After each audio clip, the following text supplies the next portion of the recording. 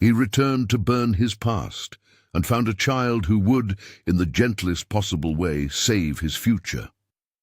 The house on the hill had been waiting like a wound, from the drive that curved through clipped hedges and the stone lions whose paint had long since peeled. Everything about Branco Vasconcelos's life rehearsed absence.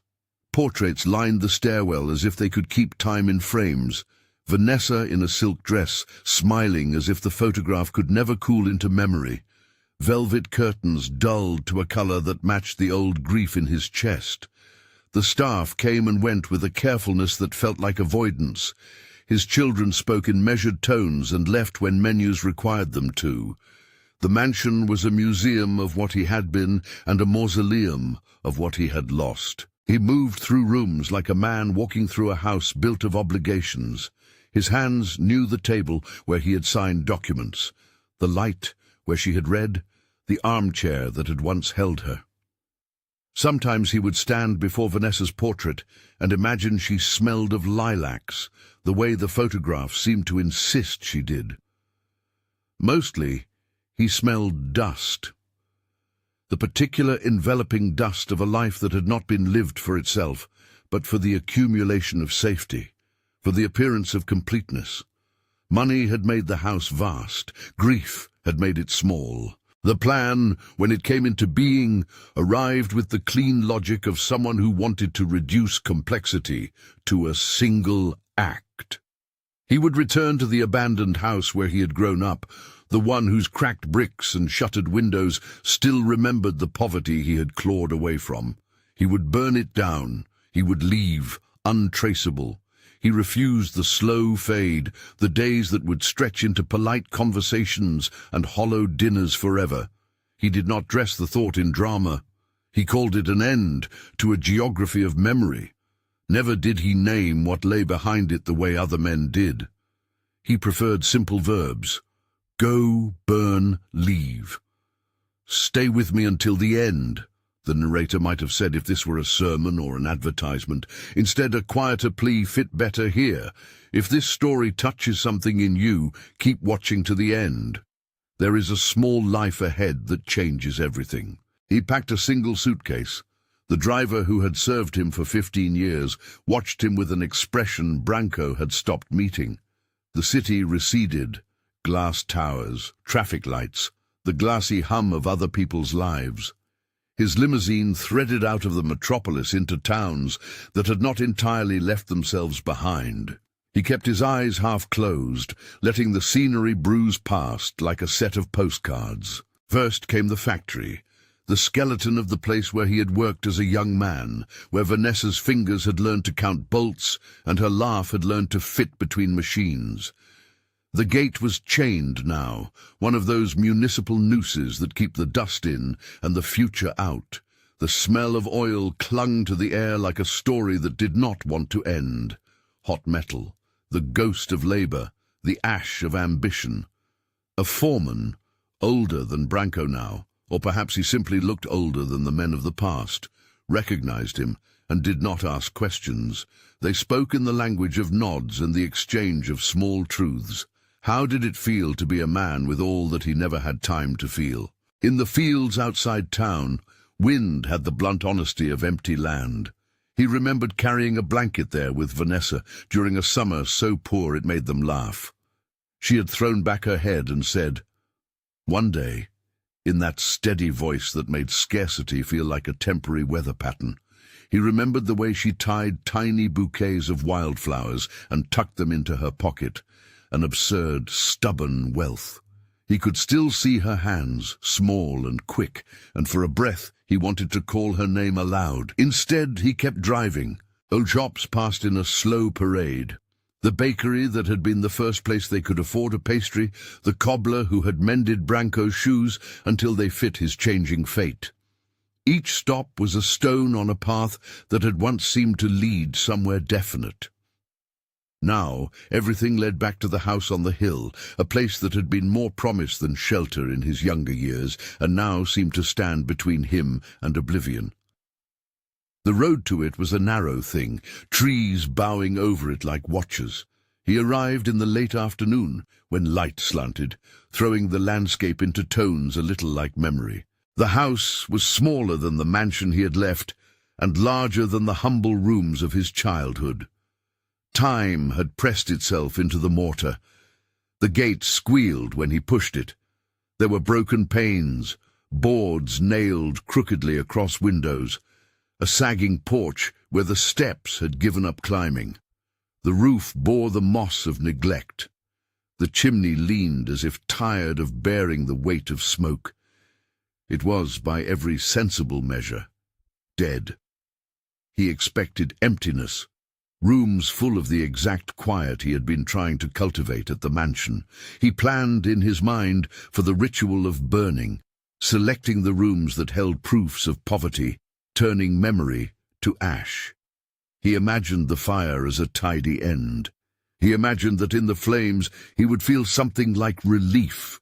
He did not imagine a garden. It was improbable, and therefore, in the way the world often is, true. A strip of green had been pushed into the ruin, a narrow rectangle of soil hemmed by stones and rickety trellises. There were marigolds, their orange like small suns, and a scatter of daisies that shook in the wind. Someone had planted herbs in a tin can, overturned as if it were a pot. The stems were neat, the beds weeded. A child's hands had made it tidy.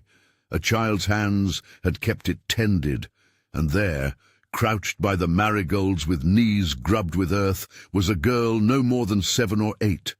Her hair sat in a tangle, a stubborn crown that refused to be braided. Dirt freckled her fingers. Her dress was patched in several places, but had a color that made it look brave anyway.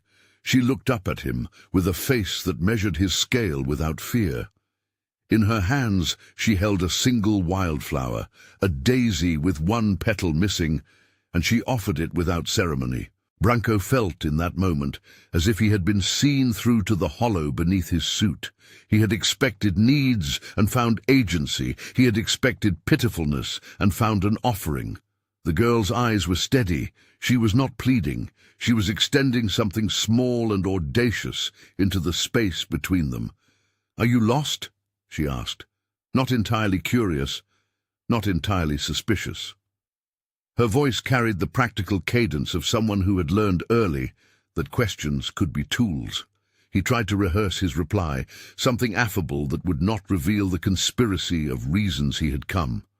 Words failed him. Men's words do, when their hearts have been trading in iron for years. He had come to erase, not to answer. His silence might have seemed a refusal to a lesser courage. Instead, she repeated the question, and in the repetition there was not impatience. There was a kind of inventory-taking, as if she were checking the world and finding the pieces where they should be. "You shouldn't be here," she added after a long beat, as though the truth required 2 directions. "It's not safe for grown people. It's safe for people my size." He almost smiled, because that was the most honest answer to the life he led. A place measured for children and emptiness. Instead, he bent awkwardly, lowering himself to a height that did not come naturally anymore. The gap of their ages made a quiet geometry. Old and small, the two of them rambling on either side of an invisible chasm. She pushed the daisy into his hand with a surety that felt like a benediction. The stem was thin between his fingers. He could have dropped it into his pocket and forgotten it was there, like any other objet trouvé. Instead, he brought it to his nose. It smelled faintly of sun and dirt. The unexpectedly humble fragrance pried something open. "What's your name?" he asked, and the question was a bridge. "And Natty," she said with a gravity that might have been learned in a room where old men made decisions with voluble hands and thin meals. "My brothers call me Natty." "Your brothers?" she nodded. From the doorway 2 boys appeared, one older, lanky and patient, carrying a battered tin pail, the other small, like a bread loaf, serious as if he had swallowed a bowl of responsibility. Their faces were not ragged the way the house looked ragged, the way people who had learned to be careful around what would break become kept. They did not hover close to Natty in obedience. They stayed in the margins, watchful but steady.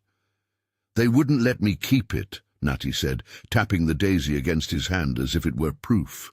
"They said the petals were all wrong, but I thought, you know, all flowers are useful." Branco wanted, with a sudden unnatural urgency, to smooth the dust from the girl's dress with the cuff of his sleeve. Instead, he folded his hand around the stem, an old man surprised into softness. A small smile threatened, and then sat down on his face, as if uncertain whether it was allowed to stay. Conversation uncorked like something expected to pour. She told him, in the clipped, economic sentences of the young, about the garden and the market where they sold flowers for coins.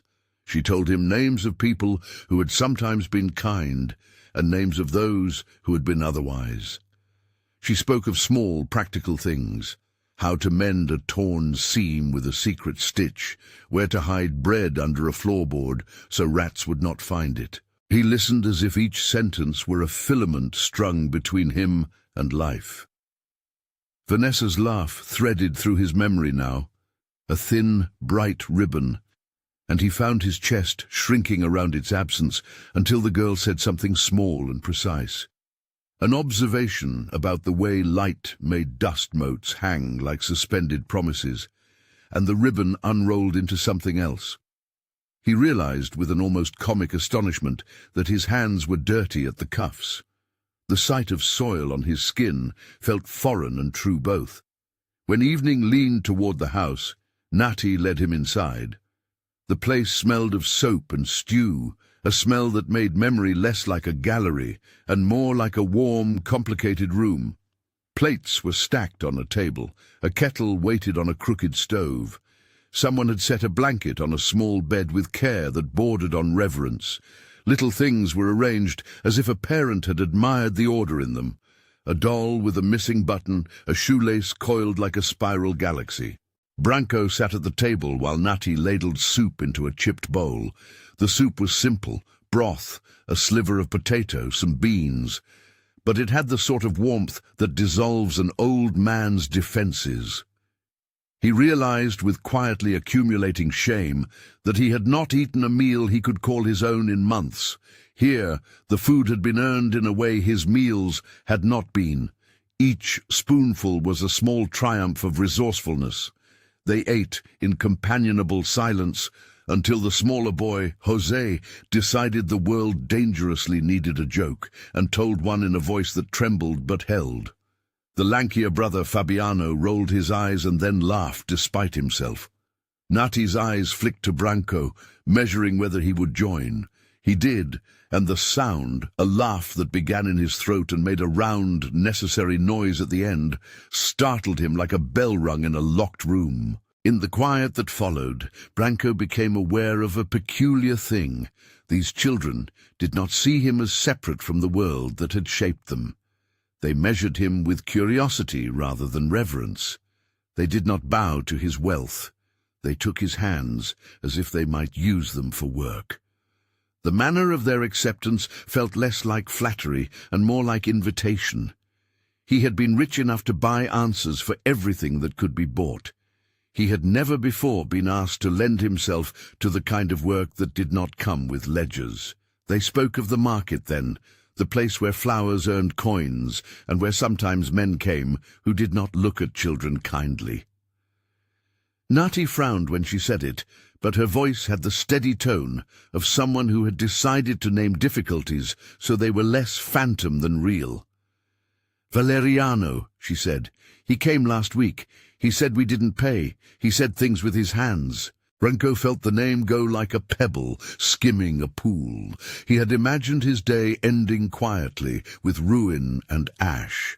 He had not imagined being asked, within 12 hours of his arrival, to step into another man's danger. Natty's small, practical face gave him the kind of question that had nothing to do with his money, and everything to do with his capacity to be useful in the only manner that mattered now. Physically present. "How often does he come?" Branco asked. And the question felt clumsy in his mouth. He had spent a life asking people to do things through other people. Now his voice had to do the lifting. "Sometimes," she said. "When it rains, he comes because people sell more. When he's in a mood, he makes us pay for the right to stand." Fabiano twisted the rim of his bowl with his thumb. There was a hesitance there, the kind that keeps secrets so children have leverage against the world. But Nati saw the shape of it and filled it with a simple fact. "We don't have rights to pay with," she said. "We have coins that sing in our pockets." Branco thought of the mansion's coin-protected rooms and the way wealth created rights invisible to those without it. He thought of all the things money had done for him that had never asked him anything back. In that thought there was a small sting. He had created a life so tidy that it had not required him to be necessary to anyone. The afternoon waned into a shimmering dusk. Natty insisted he stay. She said a man in a suit came sometimes to sell extra bread from the bakery, and that one could trade a velvet scrap for a loaf if one knew how to bargain. She taught him, with the patience of someone who has watched adults scramble poorly, how to fold a cloth to keep bread warm without burning it or letting it sweat. He watched her hands as if they were an instruction manual for his own heart. When he stepped outside, for the first time in years, he allowed himself to be seen as someone who could be unremarkable, who could put on an apron and hold a watering can. He knelt beside Natty and the boys as they arranged the bouquets they would sell the next morning. Marigolds clustered with sprigs of rosemary, daisies tucked into burlap. His fingers learned the rhythm of a market life, cutting stems, tying twine. The physicality of it, the quick, clean finger motions, the scent of green, the small victory of a neat bow, felt like a language his body remembered, but his mind had forgotten. People in the nearby town later would tell versions of the day, that the old man with the expensive watch spent a long afternoon crouched among soil, that he purchased a bundle of flowers and left with dirt under his nails. To Branco, it felt less like a spectacle and more like an undoing of a kind of numbness. Each stem he tied, each string he twined, made his fingers tremble with an age-old thrill, to be needed, to finish something, to be useful in a way money could not simulate. The boys watched him with a guarded approval, as if he had been tested and had not been found wanting. Natty placed a small bouquet in his hand and said simply, "So you'll come in the morning to help sell?" The question had the tone of a small but demanding future. He nodded, surprising himself with how easy the answer slid into place. It was not a promise, it was a pivot. He had come to burn the house. Instead, he had agreed to stand behind a market stall before sunrise, tying stems with rough fingers that had once held pen and contracts instead of scissors and twine. Night came down as if it had been scheduled by the house itself. Stars pricked through a thin curtain of cloud. A breeze threaded the trellis, and the marigolds fluttered like small flags. Branco slept on a narrow bed that had once been a child's and felt a peculiar propriety in not smoothing the covers as if he were entitled to them. He woke before dawn because his body had been reintroduced to the smallness of work. In the half-light, he heard the house breathe, shutters creak, a pot settle on its stand, the soft murmur of low voices. Downstairs, Natty hummed something without words, a tune that seemed to stitch the dark. At the market, the town was just waking, shutters not yet fully flung open, the smell of frying bread, the slurred engine of early buses. They set up a small table beneath an awning patched with 2 different colors. The boys arranged bouquets with professional speed. Customers came with practical questions, and Natty answered them with a mix of humor and the sharp economy of a child who had been negotiating since she learned to walk. Branco watched her and felt an admiration that was not like the distant adulation of the rich. This was admiration tied to the mechanics of the world, to someone who could make things hold together. People gave coins, some generous, some tight-fisted. A woman with a shawl bought 3 small posies and tucked them inside a basket. A man brushed past and did not look at children at all. The town had its share of invisible men. When a truck rumbled past with a smell of diesel that made the flowers wilt for a moment, Branco reached out and brushed the petals like a guardian. The day was ordinary in the way that goodness can be. Small acts stacked into a structure that keeps children fed. Then a car arrived. It was not the kind of car that belonged to a neighbor. It was glossy and black, the kind that made people straighten without meaning to. It pulled up near the market with a certain immodesty. A man stepped out, broad-shouldered, a hat that made his face shadowed, a look in his eyes that read places as if they were ledgers. Men at the nearby stalls paused in the rhythms of their commerce. A silence smoothed itself across the square, an animal sensing something. Branco felt the air change the way a room does before thunder. He did not yet know the man's name, only that he moved with a certain ownership, the way someone who believes offices and streets are stages for his moods does. Natty, without looking up, tightened her grip on a bunch of marigolds. Her face taught him how to read a recalibration of fear, not the wide-eyed collapse he had sometimes seen in the reports of the poor, but a small, controlled bracing. Fabiano shifted his weight, placing himself that the smaller boy could be seen less. The man walked toward their stall like a shadow knitting itself to a purpose. He scanned the flowers and then the children, and when his gaze rested, he spoke in a voice too smooth for the place. "You're selling in my area," he said, as if the land itself had an owner. "You owe me a fee." Natty's reply was a thin, steel-edged thing. "We pay what we can. We don't have much." He smiled, as if pity could be a currency.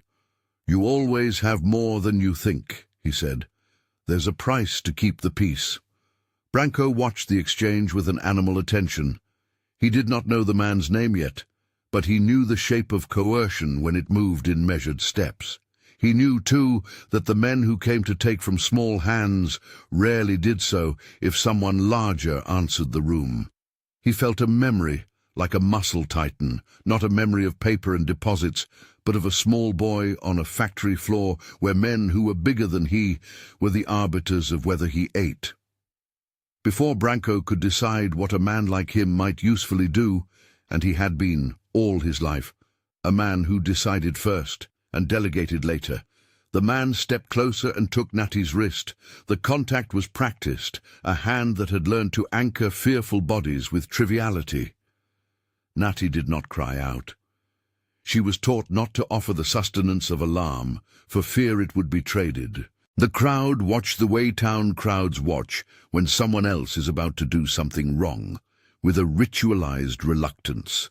Certain faces turned away, as if politeness were a shield. A vendor 2 stalls over muttered about consequences, as if moral courage were an article priced above his income. Branco moved then, not because he had planned it this way, but because some part of his body understood that action follows proximity. He stepped forward and said gruffly, "Leave her hand alone." The man glanced up at the interruption and, for a beat, misread him.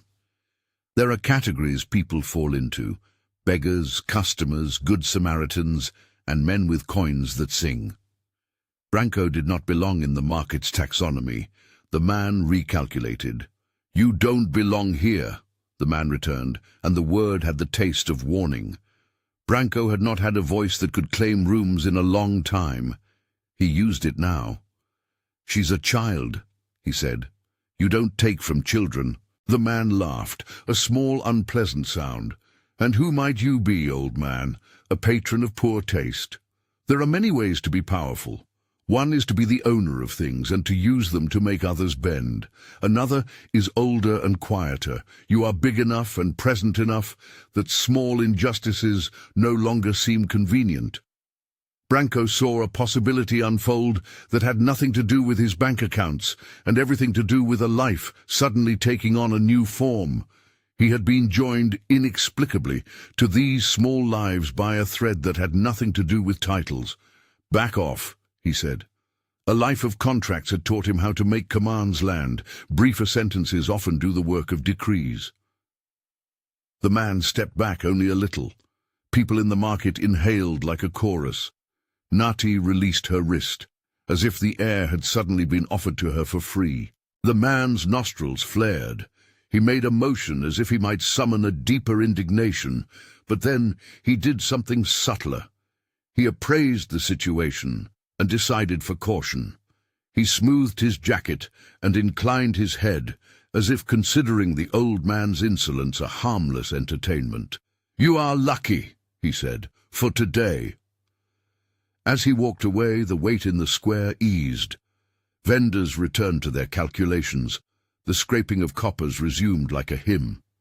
Nati, who had been poised to cry without wetness, exhaled and smiled with the mechanics of relief that are at once private and public. Branco watched the man's car pull away and felt, for a reason he could not immediately name, the echo of something that arrived with his own name in a newspaper. He had not yet understood that this brief encounter would ripple outward, that recognizing the small, bravely offered dignity in a child's hand would begin to change the coordinates of his life. He had come to erase the house, and perhaps his memory. He had not come to be necessary. Yet when the market closed, and the stall was folded into a bundle of cloth, when town lamplights blinked on and the chatter dwindled, Branco found himself walking with Nati and the boys toward the old house. The night smelled of embers and wet earth. He carried a small bouquet, one he'd bought or perhaps just gathered, and pressed the stems into his palm as if doing so would help him remember how to hold. That night, he slept with the daisy in a glass on the windowsill. In the morning, the flower had settled toward the sun, as if making a small promise. If he had known how much his life could change with the buying of a daisy, he might have laughed at the simplicity and then been ashamed. He did not yet know the name of the man who held power in the market, though in the way small towns tell stories, Valeriano was a name that would be spoken later with a tightening of the throat. He did not yet know that his presence, a man who could make calls that echoed in offices, would become the hinge of the day's events. What he knew, simply and without varnish, was that when he closed Vanessa's portrait for the night in his mansion, the house felt more like an object and less like an accusation. For the first time in a long time, the world suggested that something might be done beyond preserving the way things were. He had come to burn. He had found soil and the hands that had made it clean. The decision that would rearrange his life had not yet been named. But a small voice in his chest, potent as any bank ledger, had whispered differently, "Do not leave." He closed Vanessa's portrait with a gentleness that felt almost like prayer, and left the mansion earlier than usual. The morning air was thin with the promise of rain, and something he had not felt in a long time, a kind of anticipatory care. He drove back to the little house on the hill as if retracing a map he had once folded and forgotten. The road remembered him differently now. Where before he had seen rubble and resignation, he now noticed the small evidences of human life. Clothes hung like pennants, a child's shoe tucked under a step, a bit of chalk drawing near the threshold. These were not signs of the past he wanted to erase, but of a present reaching for continuity. He arrived before sunrise and found the garden awake with dew. Nati was already up, her hair worse and her attention sharper, arranging the day's bundles with the kind of economy that had the look of ritual. Fabiano whistled under his breath, while José chased stray leaves with a stick. They moved faster together than he imagined, a small choreography born out of necessity and kindness. When Blanco, he had never been called that here, he had never been called anything but Branco, came to the doorway, Nati glanced up and glanced back at him, as if measuring how much of him to accept. "Morning's thin," she said. "We sell better when the air is thin. People think things are cheaper." He wanted to say he had never sold anything in his life, that too much of his existence had been about buying and ensuring others bought the things he could not. Instead, He looped his hand through the twine she handed him and learned, slowly, how to tie a knot that would not come loose. His fingers were clumsy and slow at first. Then they found a rhythm. There was consolation in the repetition. He noticed, with a private kind of astonishment, that his watch had soil under its band by the time the market opened. They worked the stall until the sun warmed the bricks and the town filled its pockets for the day. Customers moved in the usual ways, some with attention, others with an economy of glance. A woman bought a bouquet and placed it on her mantle, as if the flowers were one small proof that the world was an acceptable place. A young man, distracted and tight, with daylight work ahead, plucked a sprig and tucked it into the pocket of his shirt. Natty's voice was steady, the cadence of someone who understood exchange and obligation. The boys moved in an easy partnership, their banter roughened by the world, but also soft with loyalty. Between sales, Natty told stories. She had ways of compressing a week into 2 lines and then making him see the whole span. There was a man with a truck who sometimes offered bread for the flower's less pretty stems. There was a neighbor who taught her to read simple labels in exchange for repairs. There were details brimful of resourcefulness, the way she wrapped a bouquet in the corner of an old newspaper to make it seem fuller, the way she saved the sweet crumbs from the bakery for Jose. When she spoke of Vanessa's laugh, Branco said nothing, only allowed the edges of it to touch his memory. She likened it to the ringing of a spoon against a tin cup, the kind of sound that made a place feel like a home. By midday the market hummed, and the energy of commerce pressed against the stall, thinned and ordinary. Branco sold a bouquet under Natty's instruction and watched an old spendthrift hand him a bill with the same skill he had once used to sign off on mergers. He felt a strange reconciliation in the gesture. Money in his palm now meant something other than power. It meant the ability to bring bread home for people who could not fluff the pillows of affluence into comfort. It shifted him without sermon or rhetoric. He began to realize that kindness could be as simple, as immediate, as a coin placed in a small shaking palm. The afternoon held a different tone. The sky bruised, and a distant rumble told of an incoming storm. It was a day that made people hurry purchases and then forget them.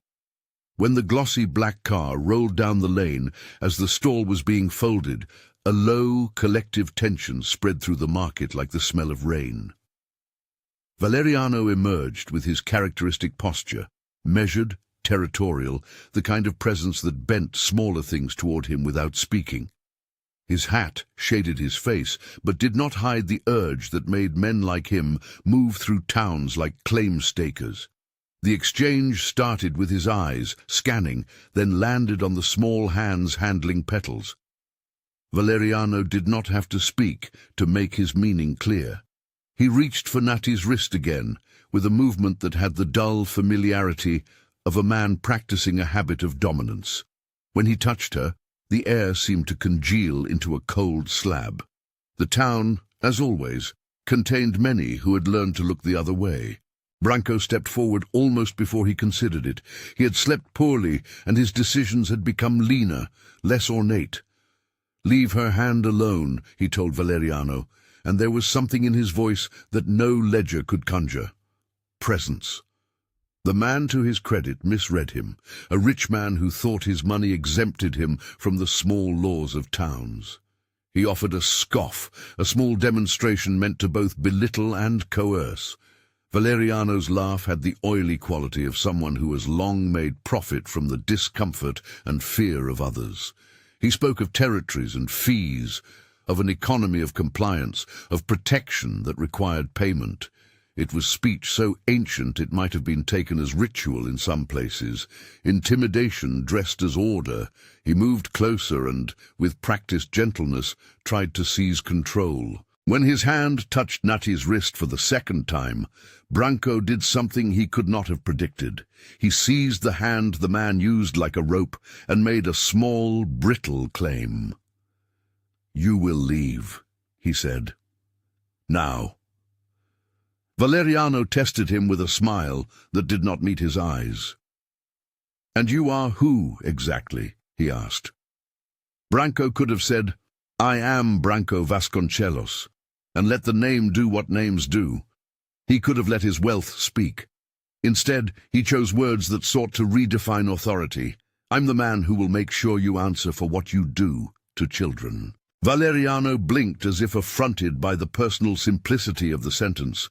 Maybe he expected a softer fight. Maybe he expected someone like Branco to buy his way out. But there are moments when a life, previously built on transactions, opts for the currency of presence. Valeriano, for once, respected the wrong kind of currency. He stepped back with the practice slide of someone who knows when to retreat and preserve his capacity to return. The man left with a warning that sounded like a promise, which it was. He would be back because men like him always come back, and because dominion feeds itself.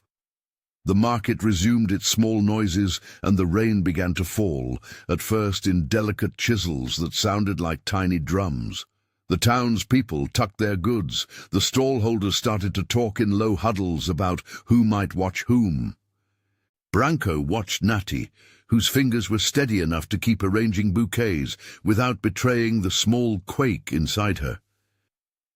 He stepped close and said, in a voice that was for once not a question, "Do you want me to stay?" She looked up with a directness that was almost practical. "Yes," she said, "if you want." He did not know if that single syllable would be the anchor of a choice. He only knew he wanted to be there when the man returned. What followed was not heroic theatre, but the slow stacking of small acts. He stayed for 3 days. He brought tools from his car and learned to repair a trellis, with Fabiano laughing at his awkwardness and then helping his hands learn the right way. He slept the second night on a cot near the stove and woke to the sound of Natty humming as she braided thread into a knot to mend a torn pocket. He bought a tarp for the roof and taught himself the measurement of timber with the awkward humility of a man who had always had others measure things for him. He did these things because they had weight and consequence, and they gave him the kind of exhaustion that felt real. At the edges of these days, news of his presence threaded away in the town like gossip on a string. Some people recognized him, some did not, and others presumed him a wealthy eccentric, a man with money and a private melancholy to spend. Valeriano noticed, too. Men like him have wires into many places. On the 4th evening, as the wind pressed the sheets of their improvised roof and the sky tasted metallic, Valeriano came again.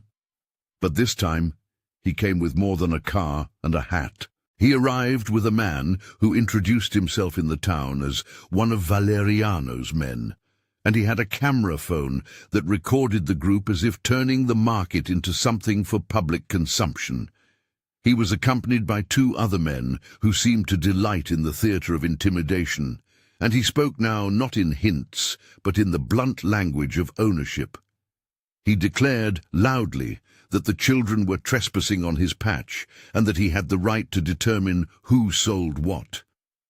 He said that he had been paid by other vendors to keep things orderly, and that therefore he was the custodian of commerce.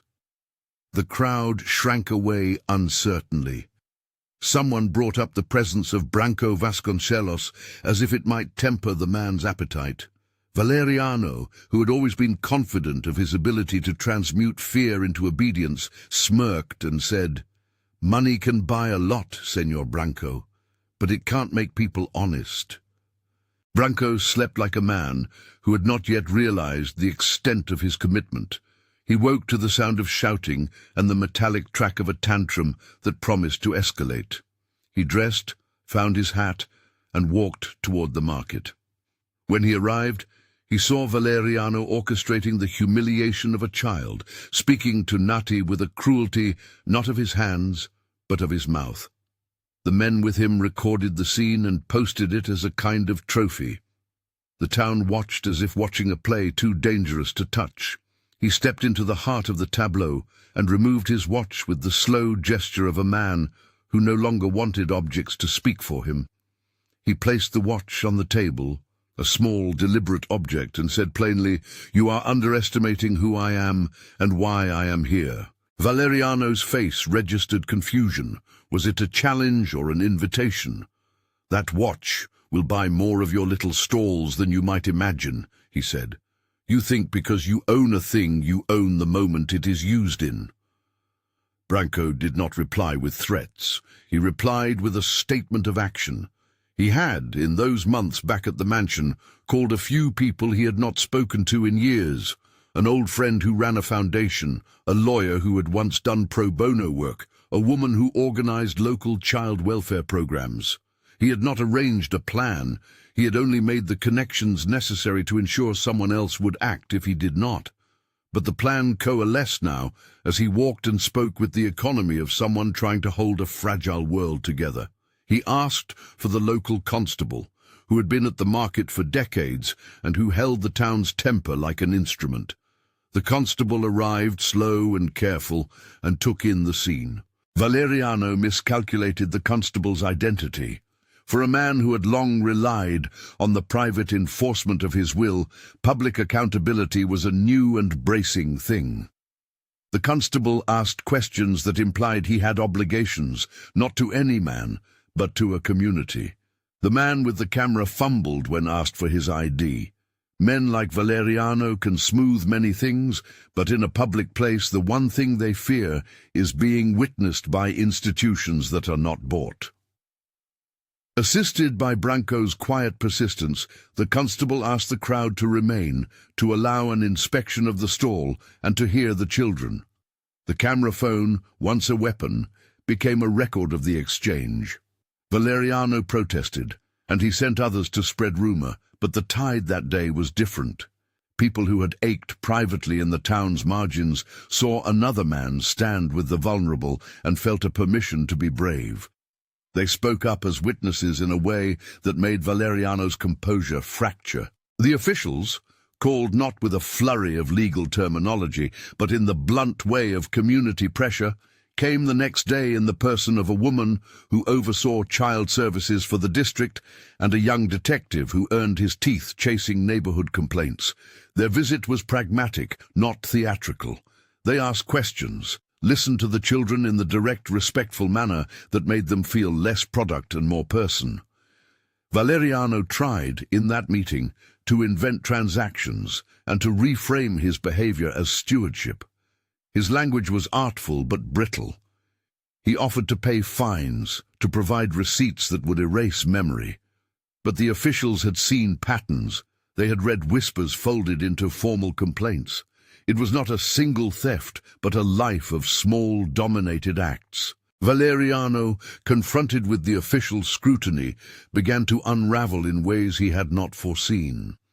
He was taken aside the following morning, not because Branco demanded his hand, but because the town, stirred, had made calls, and because the evidence of coercion had found a center in the records the children had courageously sketched. He was removed that day, escorted by officers who did not theatrically handcuff him on the square, but who made clear he was no longer the man who simply moved as he pleased.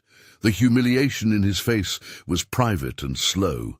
He left in a car he did not own, which served as an odd, quiet little justice. When he was gone, the market exhaled. People returned to their stalls with the practical business of earning a living. Nati leaned against the table and laughed, a slightly stunned sound. Brighter things began to slip back into the day. The boys carved small statues from discarded wood, and José performed with a seriousness that made vendors buy his carved spoons out of sympathy and then surprise. Branco did not stay for the drama of an arrest. He had never wanted his presence to become the story, yet the ripples of what he had done created a current that moved beyond him. He was present when the children asked the first real question that had weight.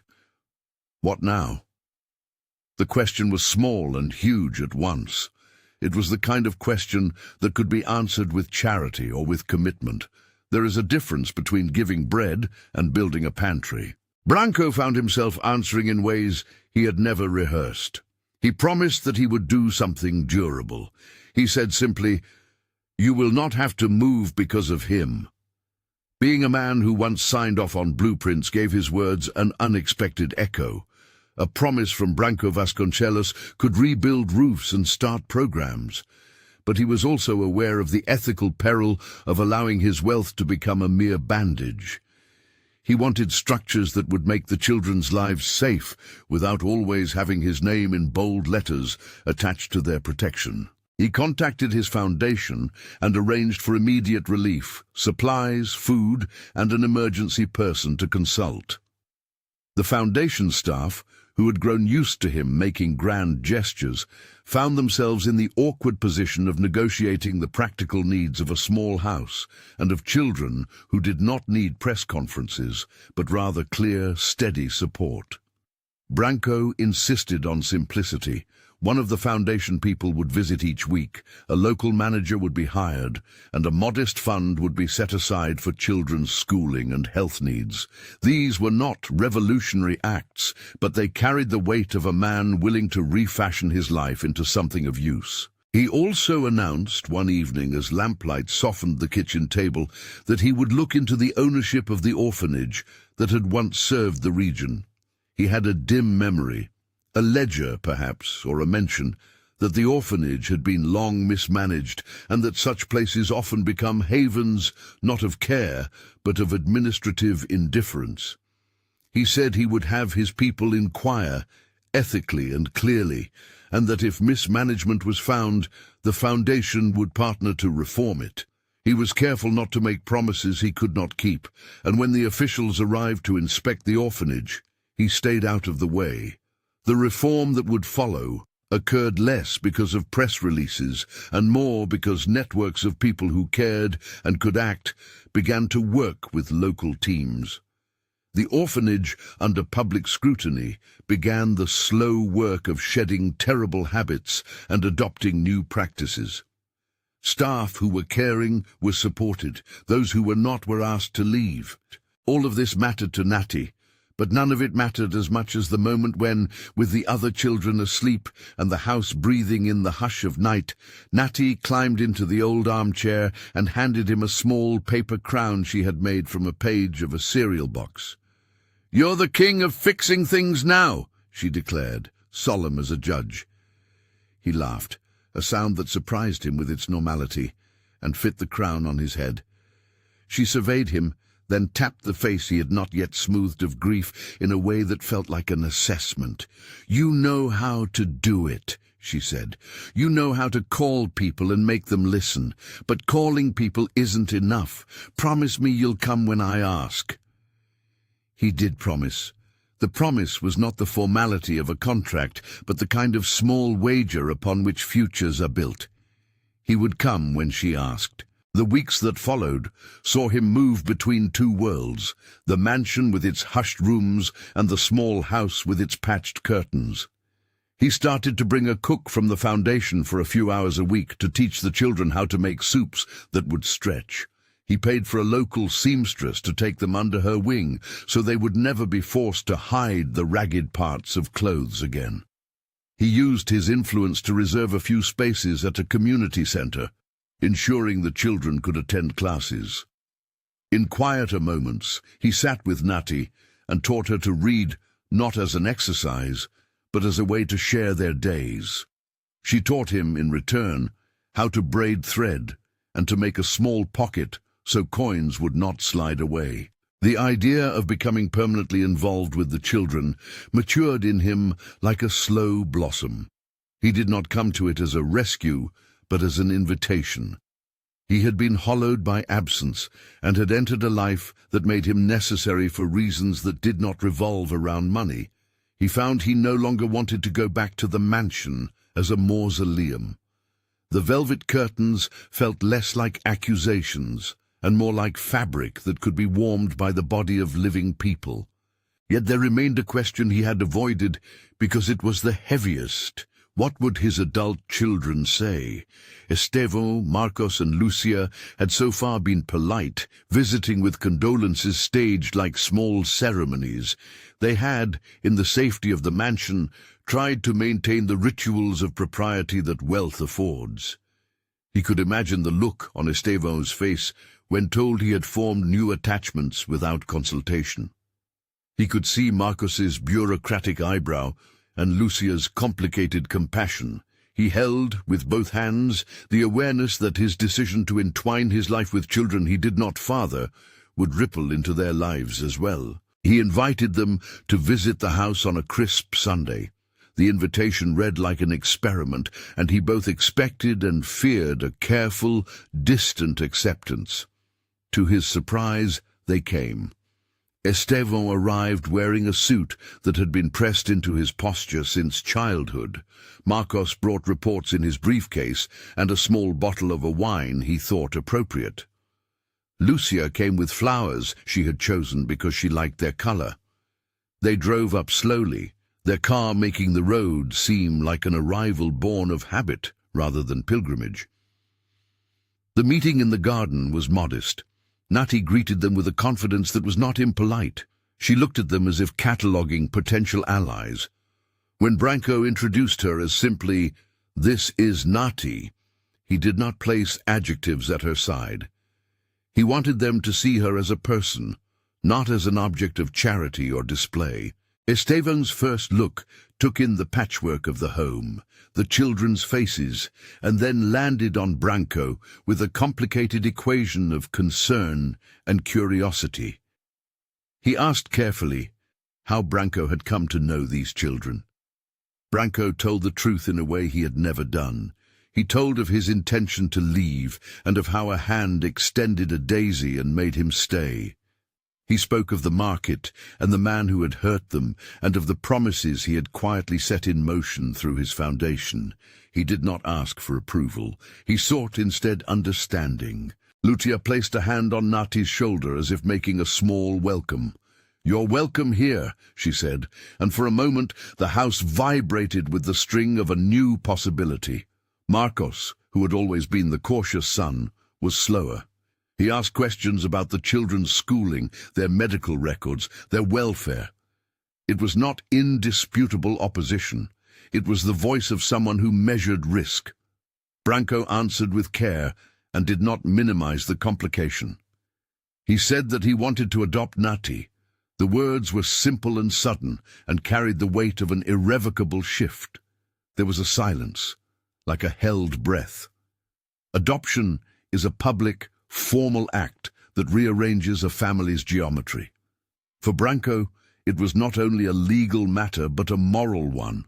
To name someone his child would change his obligations and his days. For his adult children, it raised the question of inheritance, of roles that had been tacitly assigned and might now be shared. Estevan's face cracked without drama. He asked the question many ask first: "Will you keep him at the house?" He meant the mansion. He imagined bringing a child into rooms that had been dulled by grief would be an act of not only generosity, but also a disturbance to the memory of their mother. Branco answered in a manner that surprised even him. "No," he said. "I want a life where both memories can live. Vanessa's portrait does not get erased. There must be room for new life, not to replace, but to add." The children listened, their faces folded in ways only the young can make sense of. Natty, sensing the gravity of the moment and the power of names, stepped forward and said plainly, "I want a home where I don't have to hide. If you say I can be your daughter, I'll come." Branco had not expected the simplicity of her answer, nor the immediacy of his own tears. The tears were private and precise. They were not a spectacle.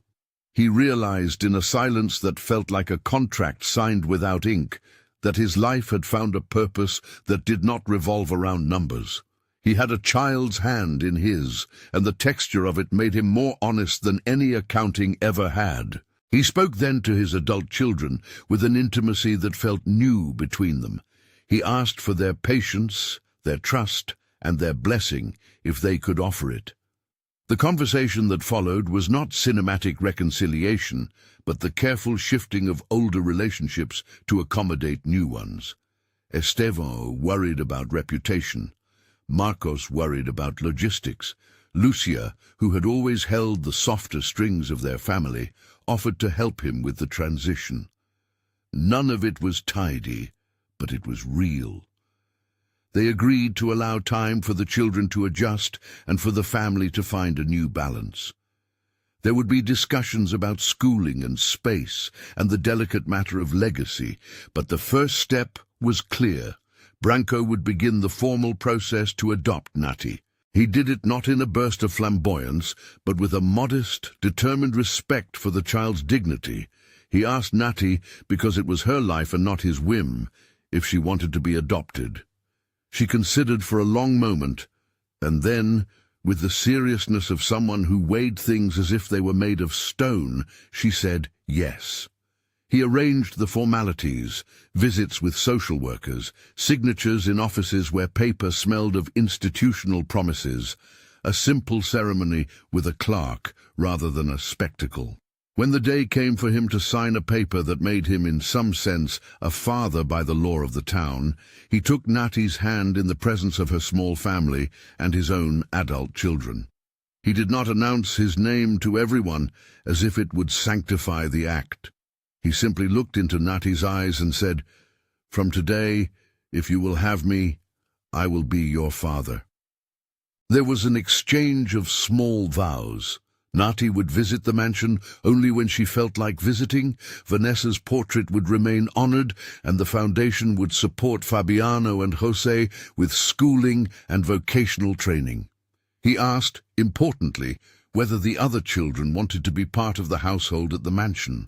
They thought and then decided that for now they would keep the house on the hill as their center and that Branco would be near. He made plans that allowed both independence and interdependence. It was not an act of paternalistic rescue, but the beginning of a found family that spoke with the steady voice of mutual need. Valeriano's removal from power did not erase all hardships. There were whispered reprisals, attempts to unsettle the children with rumors and small intimidations. But these were met with less success than before because the community had changed the rhythm of its response. People who had once turned away now watched, and Valeriano's capacity to intimidate was narrowed by witnesses and by the rebuilding of local institutions. The Foundation's involvement ensured that the orphanage's budget was directed toward care, towards teacher training, toward creating spaces where children could be heard without being exploited for quotas or donations. The legal stamp that made Natty his daughter was not a royal seal, but a simple document signed in a municipal office. It felt smaller and larger than anything Branco had done. After the signing, a clerk asked if there would be a reception. Natty, who did not like the fuss, said she would prefer to go to the bakery and buy a small cake, which they did. They ate it in the kitchen of the little house, with icing clinging to the corners of their mouths, and laughed at the ridiculousness of sugar as a treaty. That evening, when they returned to the mansion, Branco found himself carrying not only the small paper, but a childish drawing Natty had pressed into his hand. The house with 2 chimneys, one small and one large, connected by a string of soaps. He hung it on the wall near Vanessa's portrait, as if it belonged there too. The transformation of the mansion was gradual and human-sized. He moved a child's bed into a guest room with curtains that allowed light to spill across quilts. He rearranged a study into a homework space. He put a small table near Vanessa's portrait, and on the first night, Natty asked if she could place her bouquet there. She did so with a delicate reverence. He watched her place the flowers, and felt something like permission to carry the portrait's memory differently. He realized Vanessa would not be erased by laughter. She would be part of a fuller life where grief and joy coexisted. That balance never removes loss, but it softens the air between the rooms. Branco's adult children adjusted in their own ways, sometimes awkwardly. Esteban, who had once feared any dilution of legacy, came to see how a family could expand and how a house could change from mausoleum to home without losing its past. Marcos began to visit more often, enrolling to help with logistical supports for the Foundation's programs, and found the work less dreary than he had expected.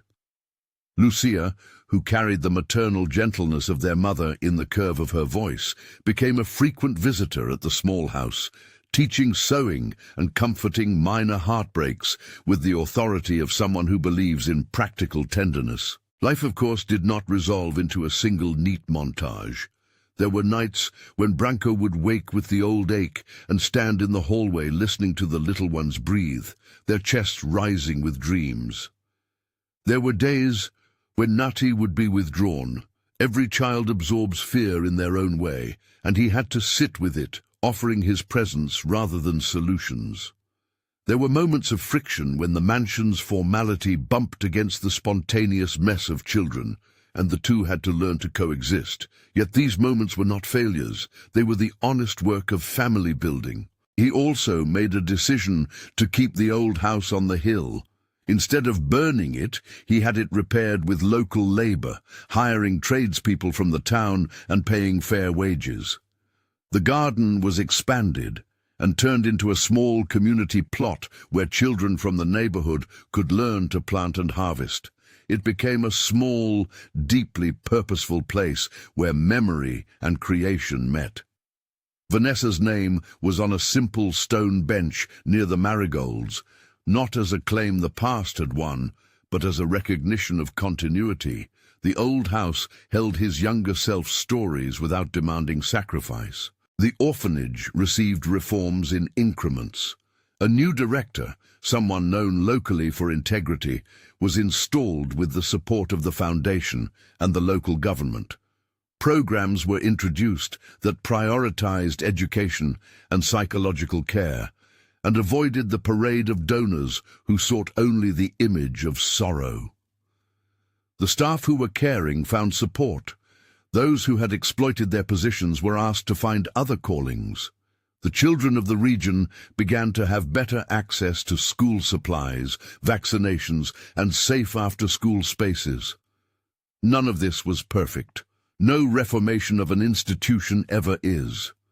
But the pattern shifted from neglect towards stewardship. Valeriano served as a cautionary tale. His arrest and subsequent removal from his role were not used as a spectacle for a campaign. They were part of a broader cultural change in which communities refused to allow the vulnerable to be sources of profit.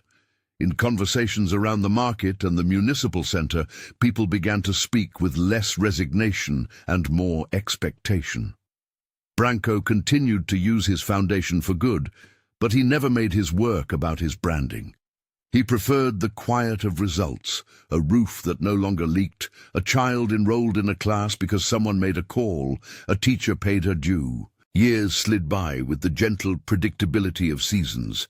Nati grew taller, her hair often tied back in a practical knot. She found a love for sketching and sometimes sat for hours drawing the mansion and the little house on the hill. Fabiano apprenticed with a carpenter and later opened a small workshop, and Jose found a skill with shaping wood into small utensils that communities bought for their kitchens. The boys visited the mansion often, sometimes to study, sometimes to make repairs, sometimes simply to sit with Branco on the terrace and eat soup.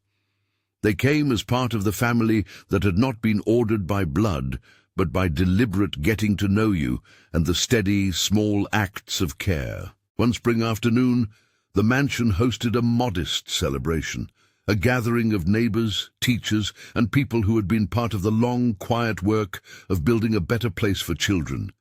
They brought simple things: homemade bread, a knitted blanket, a bouquet.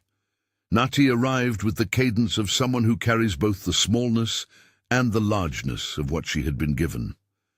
Lucia organized the table settings with the efficiency of someone who believed in order, but loved the scattering of a table filled with people. Branco stood among them more at ease than he had been in many years.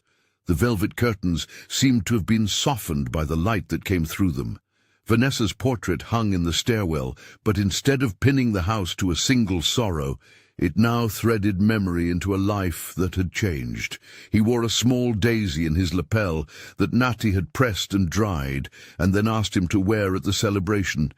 It was a modest thing, no medal or accolade, but it sat against his jacket like a tiny, persistent proof.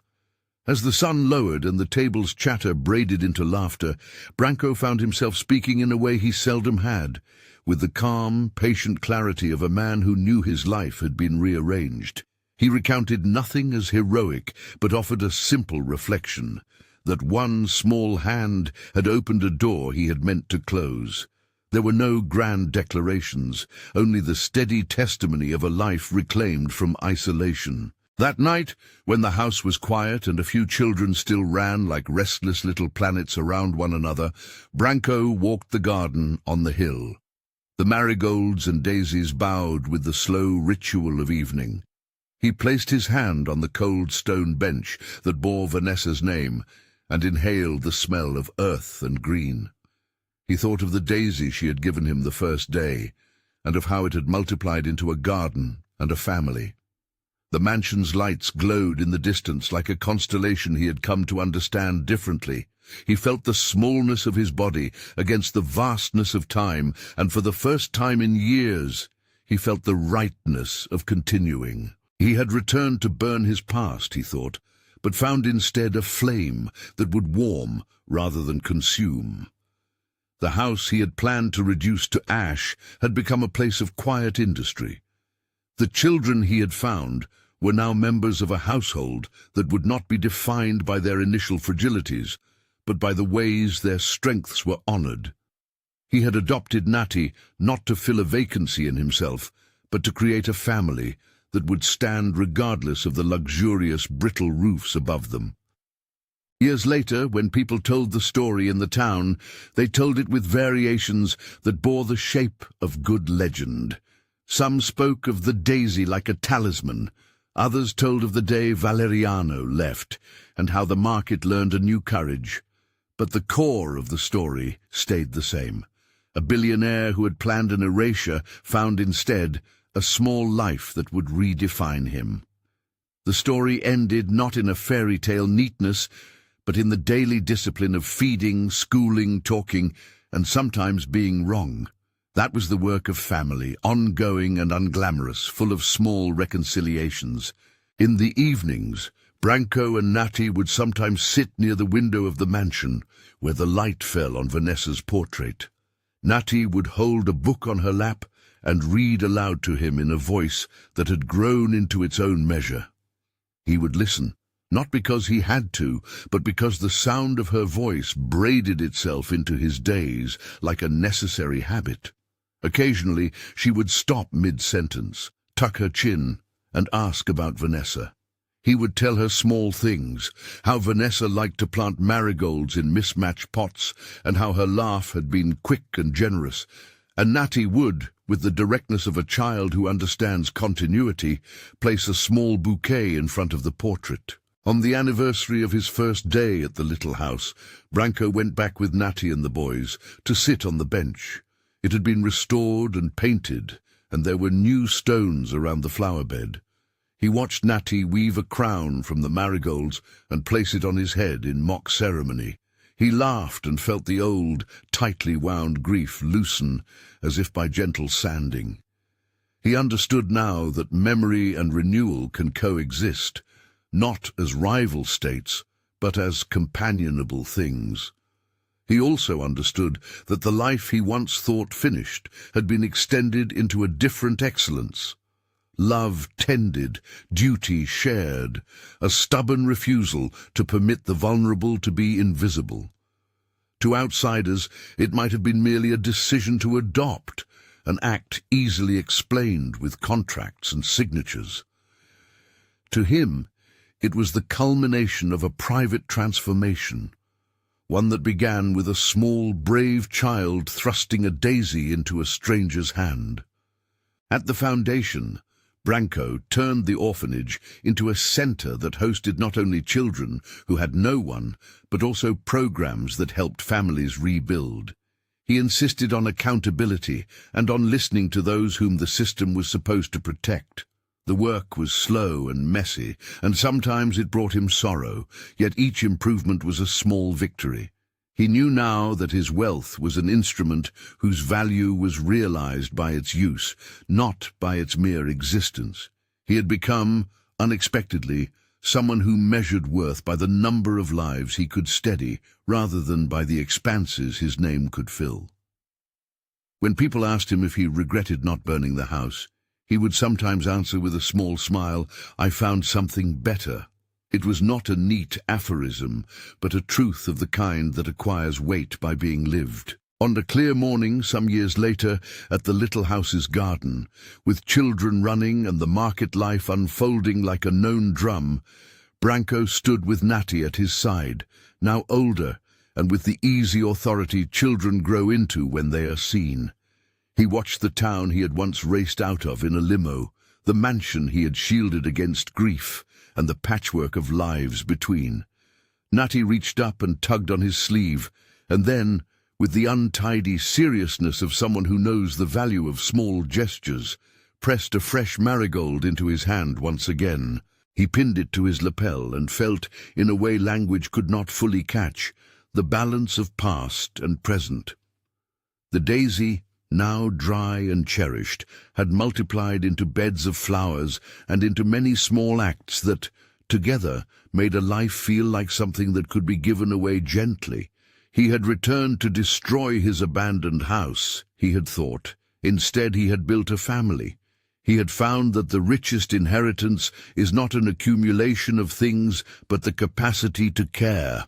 If this story moved you, consider sharing it with someone who needs to remember that small acts can catalyze great change, and subscribe for more stories about ordinary people making extraordinary choices.